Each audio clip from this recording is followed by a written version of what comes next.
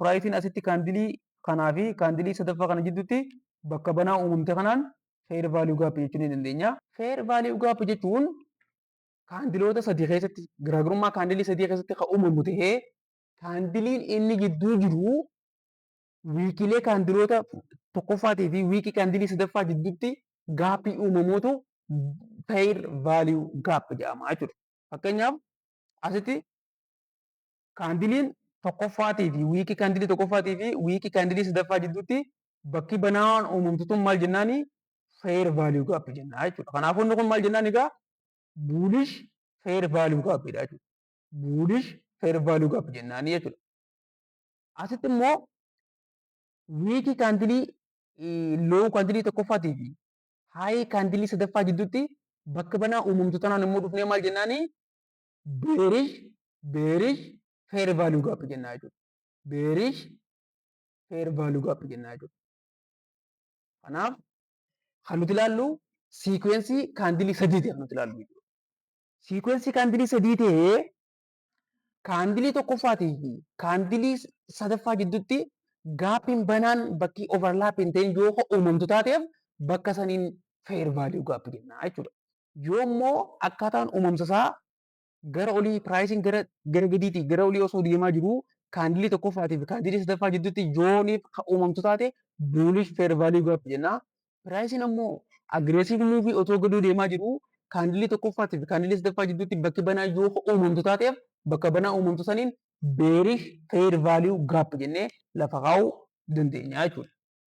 Fakkeenyaaf amma asirratti piraayisiin kaandilii tokkoffaa kanaatiif kaandilii sadaffaa kana gidduutti bakka banaa kana uumtee jechuudha. Kanaaf bakka banaan uumame kanaatiin maal jechuu dandeenyaani bearish fair value gap jechuu dandeenya jechuudha. Kanaaf piraayisiin akkana gad deebi'ee gaafa inni dhufee zoonii kana keessa seenu seel poozishinii keenya fudhannee stoop loosii zoonii kana gubbaa keenyee teek piroofitii immoo swing loo kara gadi jiru kana qabannee bifa kanaatiin tireedii fudhachuu dandeenya jechuudha. Fakkeenyaaf asitti illee kolaallu taateef kaandilii tokkoffaatii fi kaandilii sadaffaa kana gidduutti bakka banaa kanatu uumame. Bakka banaa uumamte kanarratti piraayisiin akka kanaan gad deemaa dhufee gaafa inni dhufee zoonii kana keessa seenu asirratti seel poozishina seennee stoop loosii keenya zoonii kana gubbaa keenyee teek piroofitii immoo swing loo kara gadii kana jiru keessa seennee tireedichi akka bearish ta'u tilmaamuu ni dandeenya jechuudha. Fakkeenyaaf asitti immas akkaataa foormeeshinii fair value gap kana yoo ilaallu taateef fakkeenyaaf asitti kaandilii kanaa fi kaandilii kana gidduutti banaan ni jira. Banaa jiru kanaatiin fair value gap jechuu dandeenya. Asitti illee kaandilii tanaa fi kaandilii kana gidduutti banaa uumame kanaan fair value gap jechuu ni dandeenya.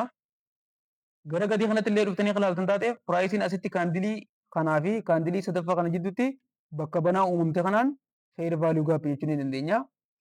Akkuma kana asitti illee banaa kaandilii tokkoffaatii fi kaandilii sadaffaa gidduutti uumamte kanaan fair value gap jechuu ni dandeenya.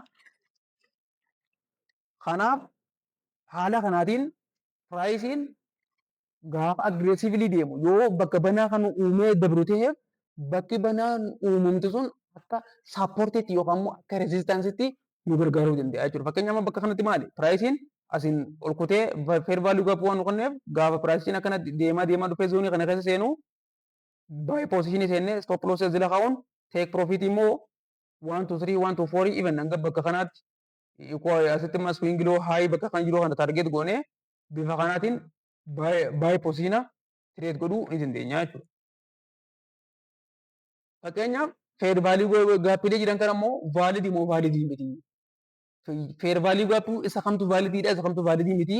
Ha vaalidii ta'e akkamitti adda baafnaa kajoo wal faana ilaaluu ni dandeenya jechuudha. Fakkeenyaaf piraayisiin kaandilii tokkoffaatii fi kaandilii sadaffaa gidduutti haala kanaatiin yoo uumamtu taatee fi kaandiliin inni asitti kaandiliin jalqabaa uumamte kun inside baarii hin taane taanaan fair value gap bifa kanaan uumamtuun fair value gap jennee lafa kaa'uu dandeenya jechuudha.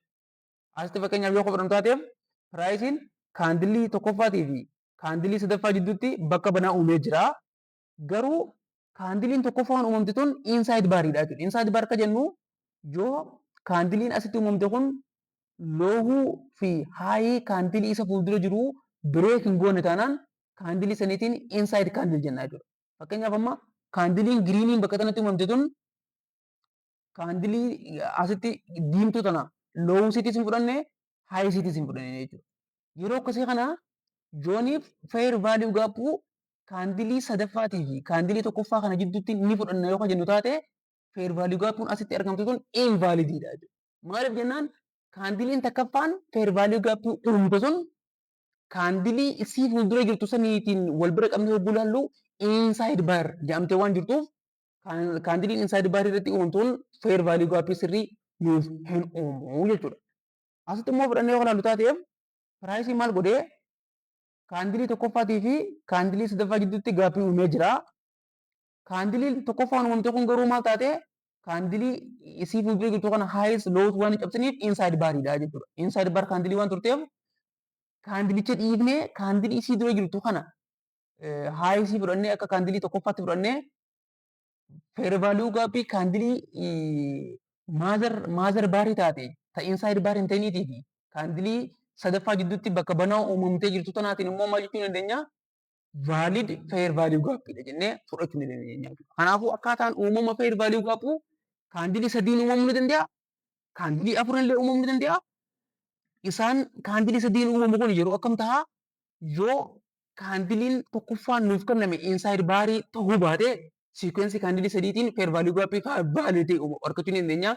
Yoommoo kaandiliin tokkoffaa uumamte inside baara akka taatu taate kaandilistik formeeshinii keenya kaandilii siikwensii kaandilii afuriitiin nuuf uumame jennee bifa kanaatiin lafa kaachuu ni dandeenya jechuudha.